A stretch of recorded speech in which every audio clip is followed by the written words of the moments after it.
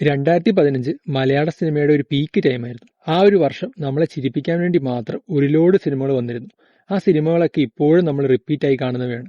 ആ സിനിമകൾ ഏതൊക്കെയെന്ന് നോക്കിയാലോ. ആദ്യത്തേത് ആട് ഒരു ഭീകരജീവിയാണ്. ഫെബ്രുവരി മാസം റിലീസായ ആ സിനിമ തിയേറ്ററിൽ ഒരു പരാജയമായിരുന്നെങ്കിലും OTT-യിലൂടെ സിനിമ ജനപ്രീതി നേടിയെടുത്തു. ഒരുപാട് ക്യാരക്ടേഴ്സിനെ കൊണ്ടുവന്നിട്ട് എല്ലാവർക്കും പ്രോപ്പറായ റൈറ്റിംഗ് കൊടുത്ത് ഒരിക്കൽ ഒരു വെറൈറ്റി കോമഡി പടമായിരുന്നു ആട്.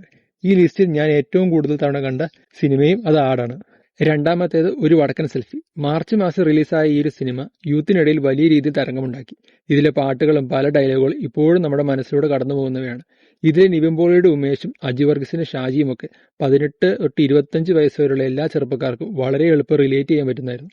ഒരുപാട് തവണ എന്നെ ചിരിപ്പിച്ച ഒരു നിവിൻ പോളി ചിത്രമായിരുന്നു ഒരു വടക്കൻ സെൽഫി. മൂന്നാമത്തേത് കുഞ്ഞിരാമായണം.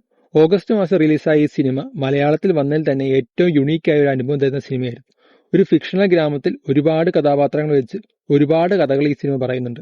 ആ ഒരു ഗ്രാമം തന്നെ നമുക്കൊരു കഥാപാത്രമായി തോന്നും. Music, making, screen play, variety type humour, ഇതെല്ലാം കൊണ്ട് പ്രേക്ഷകർക്കിടയിൽ സിനിമയ്ക്ക് ഒരു കൾട്ട് ഫോളോവേഴ്സ് ഉണ്ടാക്കാൻ സാധിച്ചു. നാലാമത്തേത് അമർ അക്ബർ അന്തോണി. ഒക്ടോബർ മാസം റിലീസായ സിനിമയ്ക്ക് യൂത്തിനിടയിലും ഫാമിലി ഓഡിയൻസിനിടയിലും ഒരു മികച്ച അഭിപ്രായം നേടിയെടുക്കാൻ സാധിച്ചു. വളരെ സിമ്പിളായ ഒരു കഥയെ റിലേറ്റ് ചെയ്യാൻ പറ്റുന്ന 3 ക്യാരക്ടേഴ്സിനെ വെച്ച് അതിമനോഹരമായി തന്നെ കാണിച്ചു. ഓർത്തോത് ചിരിക്കാൻ പറ്റുന്ന തമാശകളും മറക്കാൻ പറ്റാത്ത ഇമോഷണൽ രംഗങ്ങൾ കൊണ്ട് പ്രേക്ഷകരുടെ ഫേവറേറ്റ് ആയി മാറിയ സിനിമയാണ് അമർ അക്ബർ അന്തോണി. അഞ്ചാമത്തേത് അടികപ്പിയേരെ കൂട്ടമണി. ഡിസംബർ മാസം റിലീസായ യൂത്തിന് വേണ്ടി ഒരുക്കിയ ഒരു ഹൊറർ കോമഡി സിനിമയായിരുന്നു അടികപ്പിയേരെ കൂട്ടമണി. ഒരു ഹോസ്റ്റൽ വെച്ചുകൊണ്ട് എന്തൊക്കെ കാട്ടാവോ അതിന്റെ എക്സ്ട്രീം ലെവൽ കാണിച്ചിരുന്ന സിനിമ. ക്യാരക്ടേഴ്സൊക്കെ അന്യായ ലെവലായതുകൊണ്ട് തന്നെ തുടക്കം തൊട്ട് അവസാനം വരെ ചിരിച്ചു മറിയാം. യൂത്തിനിടയിൽ ഇതുപോലെ തരംഗമുണ്ടാക്കിയ ഒരു ഹൊറർ കോമഡി സിനിമ പിന്നീട് വന്നിട്ടില്ല.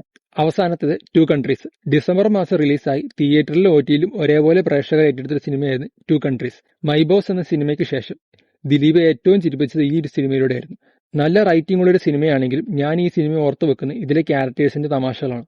2015 തൊട്ട് 25 വരെ ഇറങ്ങിയ ദിലീപ് സിനിമകളിൽ എന്റെ ഏറ്റവും ഫേവറേറ്റ് 2 കൺട്രീസ് ആണ്. അപ്പോൾ ഇതൊക്കെയാണ് 2015 എന്നെ ഏറ്റവും കൂടുതൽ ചിരിപ്പിച്ച സിനിമകൾ.